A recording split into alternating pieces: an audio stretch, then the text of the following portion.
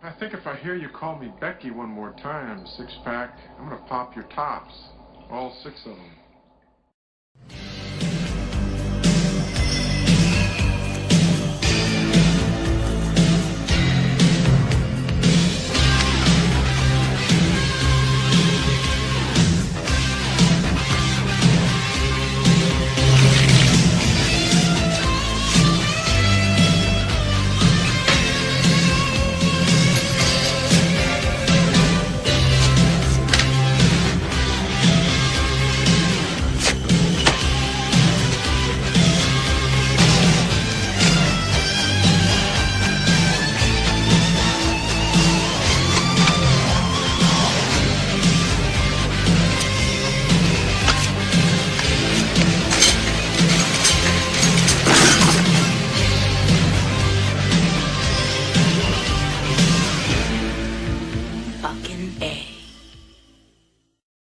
Only two men were brave enough to find the lost city of gold.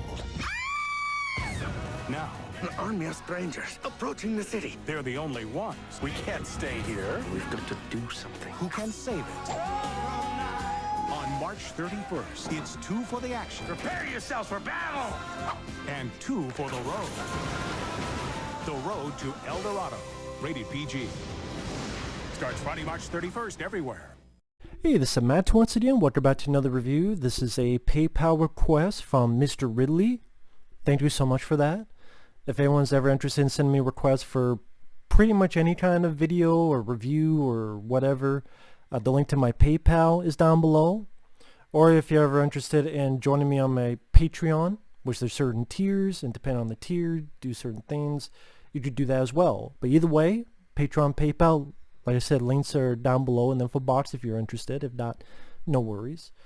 But the review for today is The Road to El Dorado from 2000.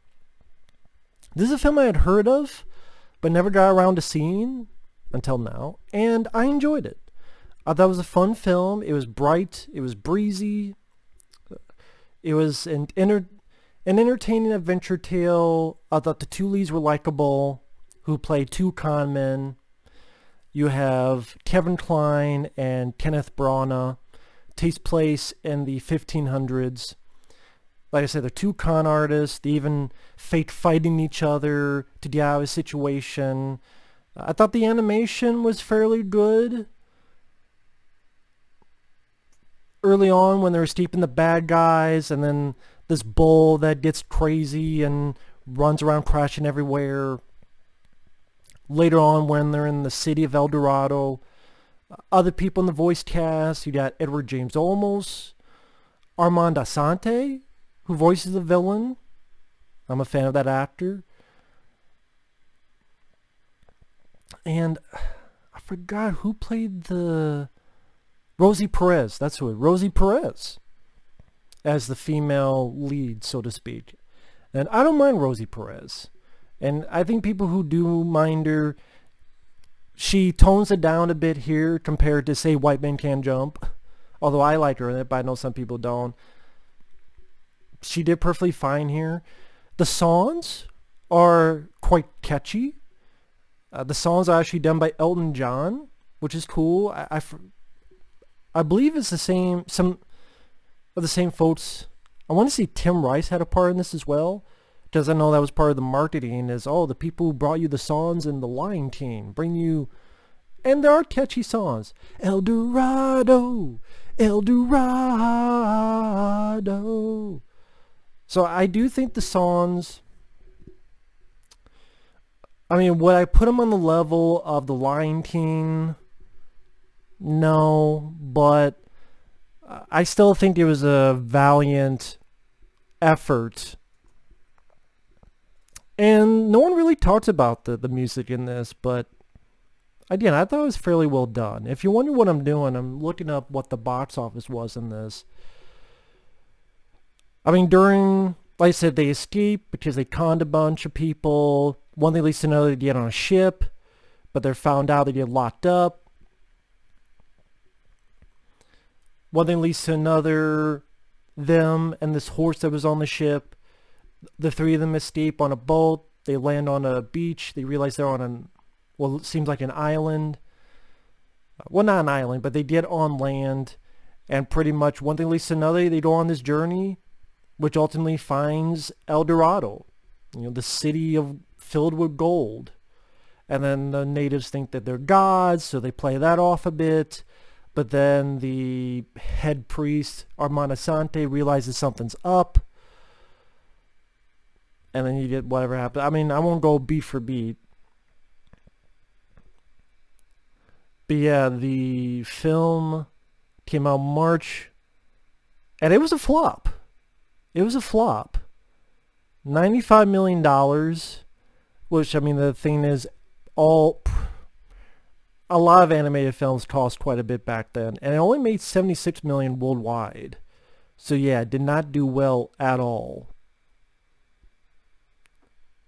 And the company that did The Prince of Egypt, they wanted to do something a bit more fun because Prince of Egypt was a bit more serious. So they did this, and yeah, Sally, it did not much of anything. Yeah, Elton John, Tim Rice. I think Hans Zimmer had a hand in the score of this. Yeah, Hans Zimmer and John Powell helped do the music. I thought the musical score worked fine. It was released by DreamWorks Pictures.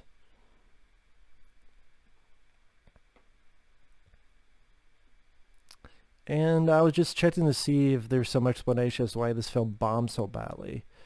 Did not do well with critics, got 48% on Rotten Tomatoes, predictable story, thin characters made the movie flat. Well, okay, if you want to talk predictable story, you could kind of say that for a lot of Disney films, to be fair. This isn't Disney, but I'm just saying a lot of animated films in general. I mean, that's like calling The Prince of Egypt, well, that's based on the Ten Commandments, so I'm sure people are like, well, it should be predictable. It better be. But I don't think that's an entirely... Okay, that could be a fair criticism, but there's a lot of other animated films that you could put on that, I don't want to say pedestal, but you could put in that category of being predictable. Technically, Beauty and the Beast is predictable. Oh, okay, it's a Disney film. The guy's going to turn back to a human, and they're going to be in love, and then happily ever after. Most films, the bad guys don't get their just desserts. Usually the couple's going to go off to live happily ever after, or something to that effect. But here, I liked Kevin Kline. I liked Kenneth Branagh. I thought they played off each other fairly well. For what I understand, they particularly wanted to be in the same room when they recorded lines so that their interaction felt a bit more natural, and I did feel that. There were times where I did chuckle a little bit.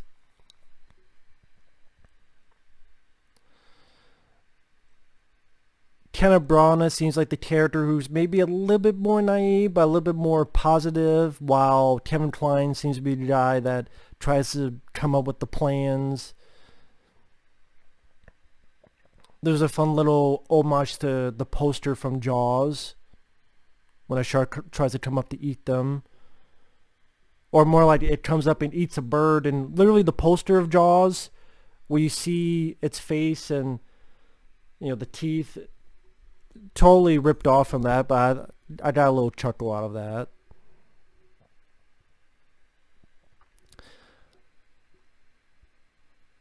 I didn't care for the one song, It's Tough to Be a God, because this is the point where the natives think they're gods, and they're enjoying it in this montage / musical number. Of the soundtrack, I enjoyed the song at the beginning. I enjoyed some of the songs throughout it. But that song I could not get into. It's Tough to Be a God. I don't know if it's because of Kenneth Branagh, Kevin Kline singing, which they weren't god-awful, but that's one song I didn't find really catchy. It's not something that I would hum. It's not something I would ever even think of as soon as I'm done with this review. but I'll still think of El Dorado.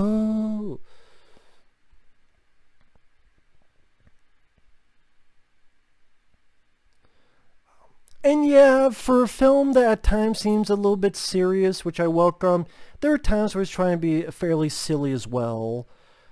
They're playing kind of a basketball game, and Rosie Perez says, hey, use this armadillo, which when it hunts itself in, it pretends to be a basketball, and use that to win.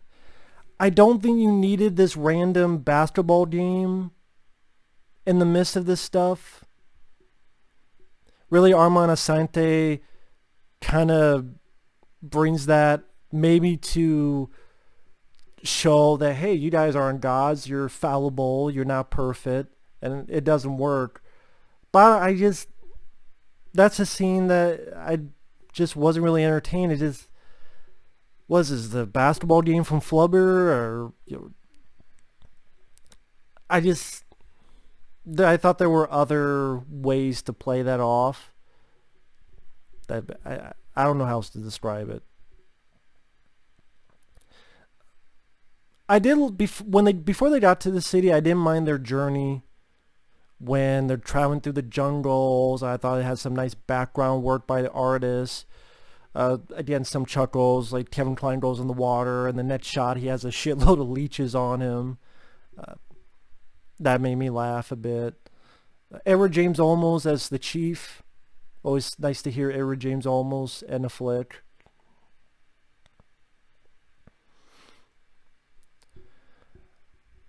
I guess you're supposed to assume that Kevin Kline and Rosie Perez's character have a little bit of romantic entanglement, which I'm not sure if I buy 100%. I don't know, maybe a little bit more stronger writing or a little bit more development in that would have been much more effective.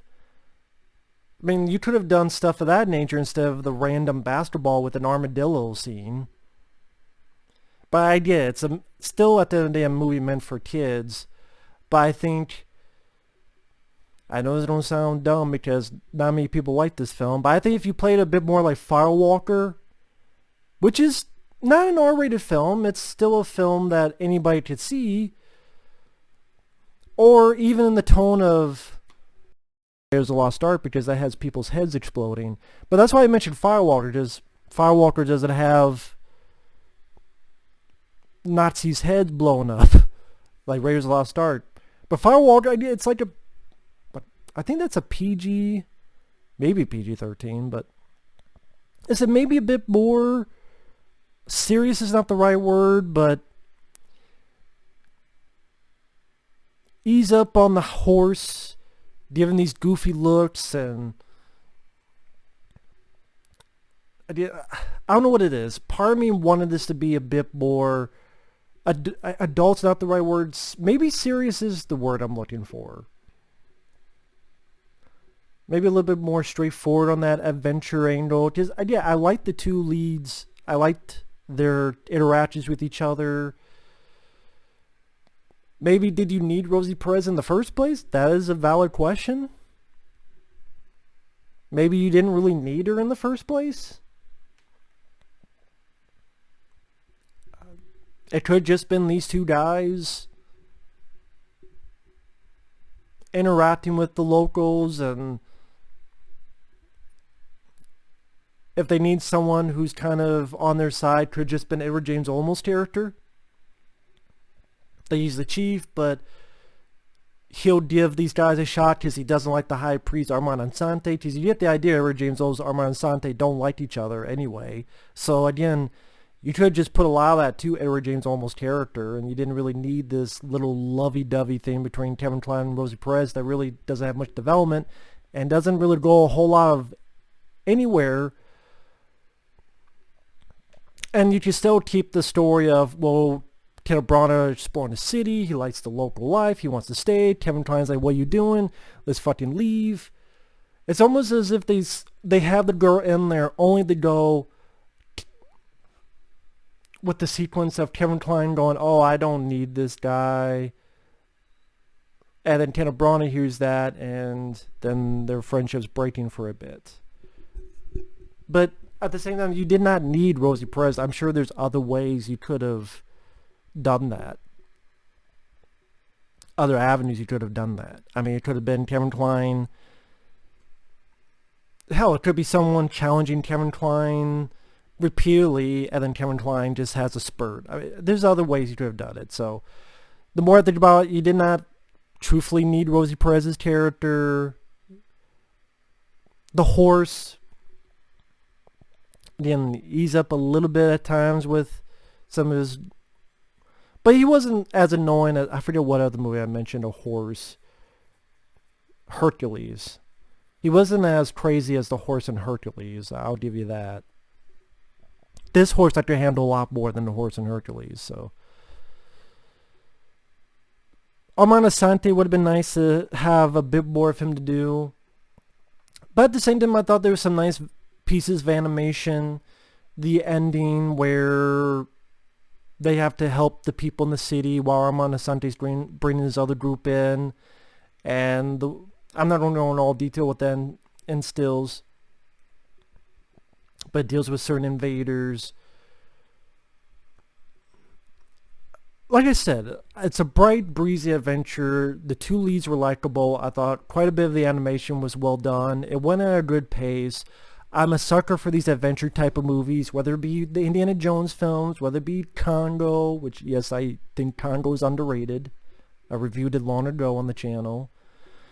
Firewalker, you know, they're going through the jungles, finding the city of gold or whatever treasure or whatever subject material you want to delve into. I am a sucker for those kind of stories. Again, I thought Kenneth Branagh, Kevin Kline, they're not in these type of flicks normally, so it made it a bit more interesting. Again, I thought they played off each other well. Other than the one song about it's tough to be a god, I didn't care for that, but I liked the other songs. I thought the score was more than adequate for the picture at hand. So other than some of the complaints I mentioned earlier, I still think this is a fairly decent flick, fairly fun flick. I'm glad I saw it. Thank you once again, Mr. Ridley. I definitely think it's worth a look. Either way, sad that it bombed. But hey, what can you do? Thanks for watching. Take care. And we will see you guys in the next video. Later.